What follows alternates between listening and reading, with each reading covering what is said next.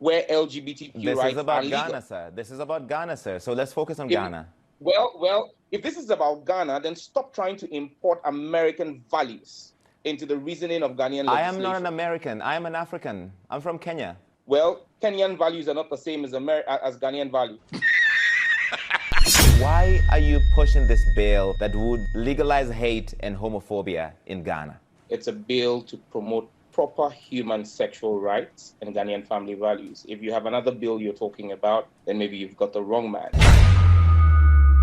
But if you're talking to me about the bill I'm sponsoring in Parliament, it is to promote proper human sexual rights and Ghanaian family values. What are these Ghanaian family values in your mind, sir? The right Ghanaian values, customary value into society. Ghanaian culture.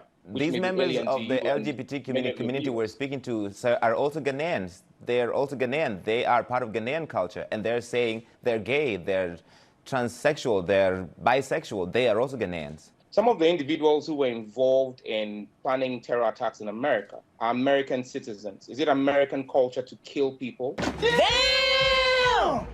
That's a false. Yeah, boy. That's a false.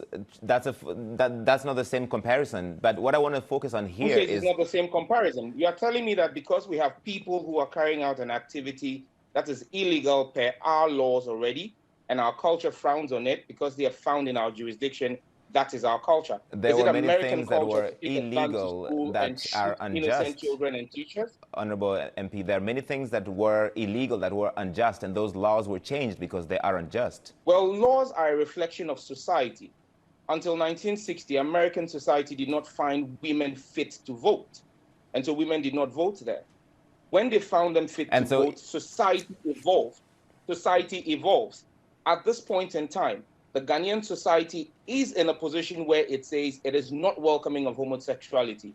And any other person must respect the views of Ghanaian society. That is the system, that is the society of Ghana. What's your reaction to the members of the LGBT community, sir, that we've been speaking to, who tell us they're afraid for their lives when this bill passes, if this bill passes, that they're afraid to even leave their homes? Well, anybody who is engaged in an illegal activity should be afraid of the law, shouldn't you? The United States in 2021 remains the most dangerous place for homosexuals. Sir, this is not about the United States. This is about Ghana. This is about Ghana. This is about Ghana. So I want to focus on Ghana, sir. Hang on. Let me ask the question. Let me ask you the question, sir. This is about Ghana. You are, as part of this bill, legalizing conversion therapy, which UN experts consider torture. Do you believe that homosexuality can be medically treated? Wait for it.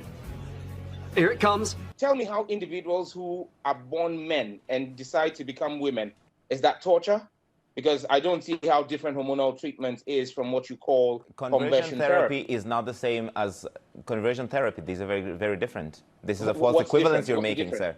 No, what's the difference? I would need for you to I am not a medical expert, but it's been by UN experts who look into this have considered conversion therapy as torture. Larry, if you're not a medical expert, and I'm saying to you that we've spoken to the experts here in Ghana, and there is nothing different because conversion therapy is a hormonal treatment.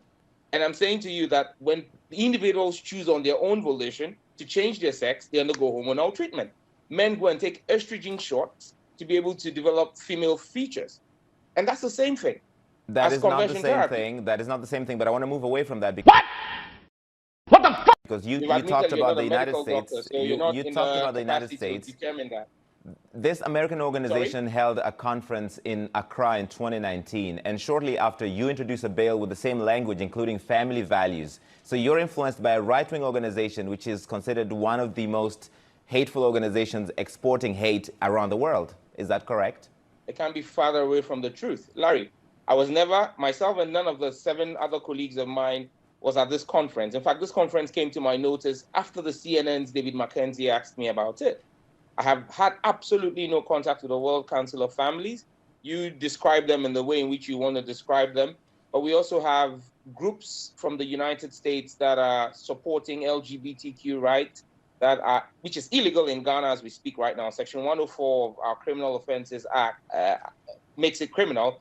They're already trying to also influence Ghanaian stuff. This bill is in direct response. You say there was a conference here in 2019, a conference I'm unaware about. However, this bill is in, and I made a statement on the floor of the House in February, and my statement was clear.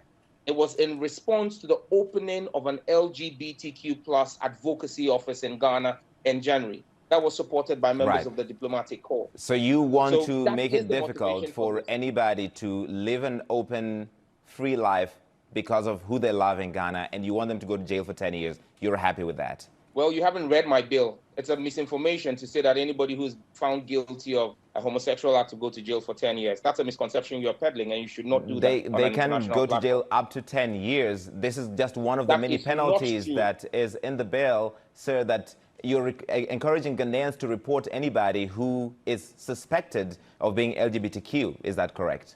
Larry, I would advise that you take a job at what you're doing, okay? If you want to put a spin on a bill, right? Nice. This is my bill that I've passed before Parliament. I'm going to read to you section 6.3 of the bill, or clause 6.3 of the bill, or 6.2 of the bill. A person who commits an offense under paragraphs A, B, C, D, E, F, G of subsection 1, which is the section that lists all the offenses, commits a second-degree felony and is liable on summary conviction to a fine of not less than 750 penalty units and not more than 5,000 penalty units, or to a term of imprisonment not less than 3 years or not more than 5 years, or both. So when you talk about 10 years imprisonment for persons engaged in homosexual activities, you are misleading the world, and that's unfortunate.